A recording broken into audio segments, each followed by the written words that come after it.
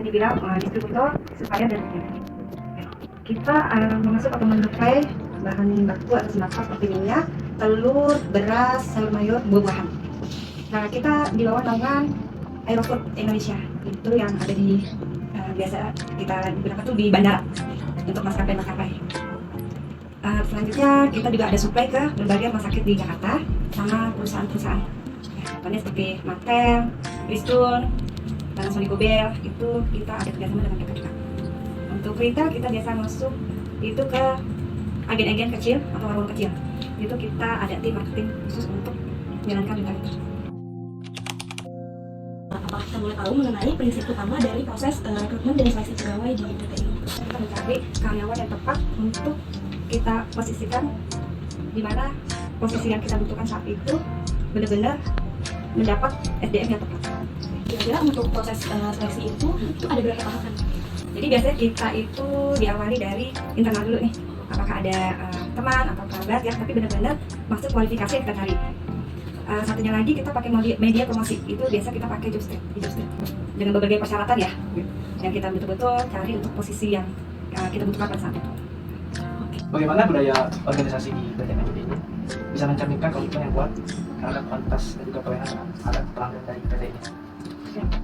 Sejak awal berdiri PT MNJB ini, kita sebagai institusi perdagangan sudah mempunyai komitmen untuk memberikan produk dan pelayanan yang terbaik untuk pelanggan kita atau konsumen kita, yaitu dengan memberikan kualitas barang yang terbaik, juga harga yang berdaya saing.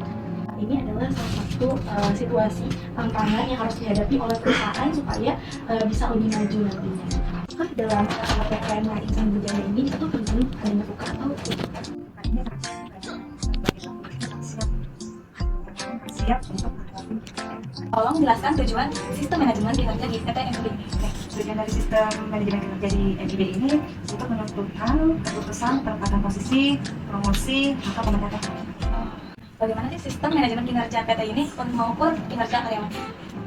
Kita menerapkan sistem dengan adanya masa percobaan kerja selama 3 bulan untuk karyawan baru khususnya. Bagaimana kriteria dan standar kinerja di MNJB ini? Kami mencari karyawan yang satu bertanggung jawab, jujur, teliti, dan mampu menegakkan keputusan ini. Apa tujuan adanya penilaian kinerja? Menentukan keputusan penempatan karyawan, promosi, sama seperti itu. Apakah di perusahaan ini melakukan wawancara perilaku pada pelamar kerja? Karena iya, bagaimana sih cara Ibu mengajukan pertanyaan wawancara perilaku? Biasanya saya akan memberikan pertanyaan bagaimana kandidat atau pelamar itu menghadapi rintangan atau tantangan di tempat kerja atau di bisnis MNJB ini. Di penerapan wawancara perilaku ini kita bisa dapat SDM atau karyawan yang benar-benar berpantas. Tantangannya itu terkadang kita dapat karyawan yang tidak sesuai pada saat sudah lolos wawancara, diterima itu pada kenyataannya tuh kadang tidak bisa memenuhi persyaratan. Jadi kalau sudah terima, cara mengatasi itu Itu tadi dengan adanya kita melakukan sistem probation 3 bulan itu, jadi kita memang masih kita kasih kesempatan nih selama 3 bulan itu mereka bisa menyesuaikan nggak dengan sistem kerja di MNJB. Bagaimana Ibu dapat menangani konflik, misalnya terjadi suatu konflik dalam satu divisi atau tim yang ada seperti apa? Yang biasa terjadi, memang di perusahaan kami ini semua bekerja dalam tim atau teamwork ya semuanya. Itu udah pasti nggak semua karyawan itu sama pemikiran yang disini, pasti akan ada konflik. Biasanya itu akan kita adakan pendekatan secara pribadi. Itu kita panggil secara personal, kita dengarkan keluh kesahnya mereka, kendalanya gimana, ada masalah apa, seperti itu sih. Dengan kita panggil secara personal itu, kita kan nggak cuma sekedar mendengarkan sambil lalu ya, tapi kita tuh benar-benar berusaha untuk memahami apa sih masalah yang benar-benar yang ada di dalam dirinya. dalam perusahaan ini, gaya kepemimpinan yang diterapkan itu yang seperti apa ya? Dari awal kita berdiri di sini itu memang kita perlu sosok pemimpin ya, bisa membawa perusahaan ini untuk maju dan berkembang. Dalam perusahaan ini, apakah terdapat pelatihan kepemimpinan? Di MNJB ini tidak ada, kebetulan pemimpinnya langsung atau orangnya langsung dan pemimpin. Bagaimana peran Ibu selaku HR dalam mengatasi masalah kesehatan mental dan stres kerja pada karyawan? Semua ada isi sehat masing-masing cara latih. Tapi batasnya cuti itu maksimal dini hari ini. Kalau kita melihat kondisi karyawan yang ada perlu dengar apa itu bisa kita kasih apresiasi, bisa lebih. Apa dampak kebijakan ketiga, kesehatan, keselamatan, dan keterampilan kerja terhadap produktivitas dan kinerja karyawan di sini nih? Berarti pelayanan itu jadi kurang maksimal. Jadi berusaha untuk membuat karyawan itu merasa nyaman dalam bekerja, tetap fokus, dan tidak merasa ada kekhawatiran atau was-was. Jadi kita benar-benar menjaga Strategi yang dapat diadopsi oleh perusahaan PT MIBI untuk mengatasi masalah kesehatan mental dan stres kerja pada karyawan. yang sering kita lakukan tuh biasa kita ada acara gathering Family. ya, gathering family, karyawan juga, teman karyawan. Yang seringnya sih kita itu ada makan kolektif itu dinner gitu. Jadi emang supaya mereka tuh agak relax, nggak stres, apalagi kalau udah ada deadline yang benar-benar numpuk orderan itu sampai mereka bangun tengah malam itu kan lumayan ya stres gitu kan. Jadi kita itu juga sangat memperhatikan ya. Kita berharap mereka Setelah healing lah, istilahnya healing, dan setelah deadline yang udah ya sama ditambahin lah bonus itu jadi semangat jadi on lagi gitu.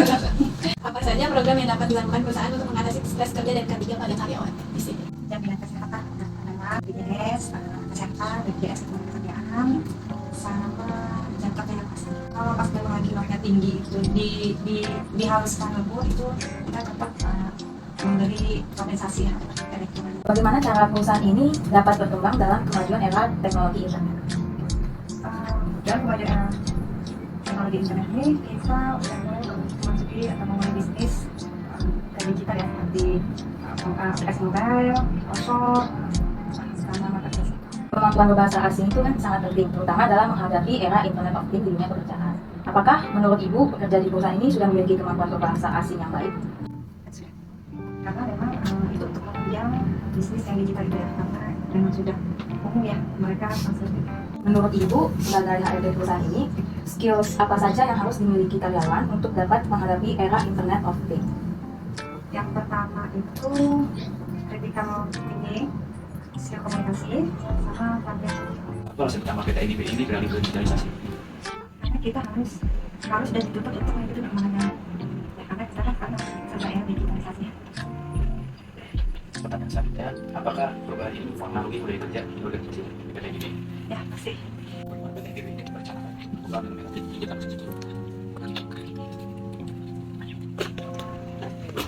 Kita berusaha selalu meningkatkan inovasi ya, baik kita akan karyawan yang tepat dan mempunyai pengetahuan yang lebih, dan didukung dengan perangkat yang menunjang untuk kinerja. Apakah ada evaluasi dari PT IDB? Kita selalu ada evaluasi rutin ya, itu 11 kali supaya kita lakukan 9 kali evaluasi kinerja tim. PT IDB itu melakukan kinerja yang anggota atau kelompok? Biasanya kalau ada konflik di antara pekerja atau sama karyawan, itu saya melakukan pendekatan kita panggil, kita dengerin dari dua belah pihak yang berselisih, kita dengerin kesan mereka seperti apa, lalu biasa kita kasih jalan tengahnya nih untuk mereka menyelesaikan mau bagaimana. Dan biasanya kita kasih waktu juga nih, kita lihat ya kita perkembangan dari kelompok yang berselisih ini dalam seminggu ke depan. Kita minta mereka tuh untuk memperbaiki ya.